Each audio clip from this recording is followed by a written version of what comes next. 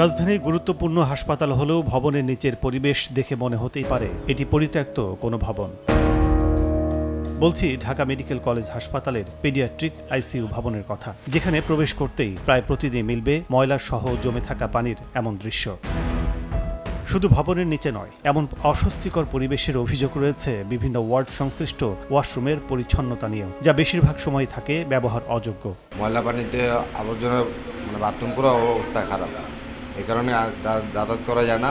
ওয়াশরুমে গেলে বাইরে যেতে হয়। বাথরুমের ভিতরে যাওয়া যায় না, পানি থাকে না, তারপরে বাথরুমের ভিতরে ময়লা, গন্ধে ঢোকা যায় না, এইটাই সবচেয়ে বেশি। আর বাহিরে তো দেখেন, এই যে দেখছেন, ভিডিও করছেন, এই দেখেন ঢোকার সময় সিঁড়ির নিচে যে অবস্থা, ময়লা, তারপর সিঁড়িগুলো যে পরিষ্কার করে না, এত নোংরা, আমরা এটা দেখে মানসিকভাবে খুবই অস্বস্তি বোধ করি। যারা আমরা রুগী নিয়ে আসি ভুক্তভোগী, এর পরিবেশ যদি উন্নত হয় এটা তো ভালো। তথ্য বলছে ঢাকা মেডিকেল কলেজ হাসপাতাল পরিচ্ছন্ন রাখতে দৈনিক মজুরিতে কাজ করেন প্রায় 580 জন, আর অন্যান্য হাসপাতালে হয় আউটসোর্সিং এর মাধ্যমে। তবে সরকারের অর্থ ব্যয় হলেও বেশিরভাগ ক্ষেত্রেই হচ্ছে না সেবার লক্ষ্য পূরণ। একই সঙ্গে সরবরাহকৃত ক্লিনিং উপকরণ ব্যবহার না করারও অভিযোগ রয়েছে অনেক হাসপাতালে। এসব বিষয় আমলে নিয়ে এবার আউটসোর্সিং এ জনবল নিয়োগের পরিবর্তে প্রতিষ্ঠানের কাছেই সেবা বুঝে নিতে চায় সরকার। স্বাস্থ্য উপদেষ্টা জানান, এই ব্যবস্থাপনায় অসৎ কারবার কমে আসার পাশাপাশি বাড়বে সেবার মান।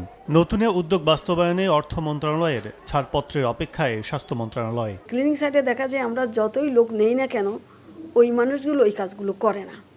কিছু করে একবার হয়তো সকালবেলা করলো, সকালবেলা করার পর তার তো দ্বিতীয়বার করে না। আমরা এখন চাচ্ছি সেবা কেনার জন্য। আমি যদি সেবাটা কিনতে পারি, একদম সোজা কথায় যদি বলি, আমি আমার এতটা টয়লেট আছে, এই টয়লেট পরিষ্কার করতে হবে।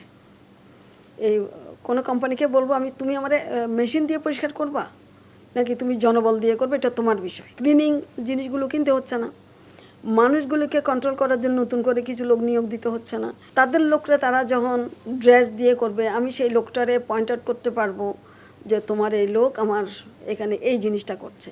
জনবল কিংবা কোম্পানি পূর্ব অভিজ্ঞতাকে সামনে রেখে সেবা নিশ্চিত করতে শক্তভাবে জবাবদিহিতার কথা বলছেন খাত সংশ্লিষ্টরা। আমাদের পার্শ্ববর্তী দেশ নেপাল কিংবা ইন্ডিয়া, সেখানেও এই ব্যবস্থাটি আছে। যাদেরকে আপনি নিয়োগ করছেন সেই প্রক্রিয়াটি কিভাবে হচ্ছে এবং পরবর্তীতে তাদেরকে ঠিকভাবে মনিটরিং করা হচ্ছে কিনা, তাদের কোনো স্ট্যান্ডার্ড অপারেশন প্রসিডিউর আছে কিনা, সেবা গ্রহীতারা যখন কোনো ধরনের কমপ্লেইন করছেন সেটিকে সবসময় অ্যাড্রেস করা হচ্ছে কিনা, এই বিষয়গুলো কিন্তু খুবই গুরুত্বপূর্ণ।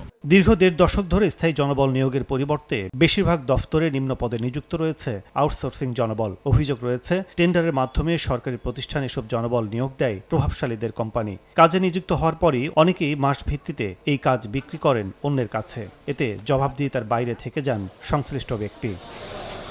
কাজল আব্দুল্লাহ, সময় সংবাদ, ঢাকা।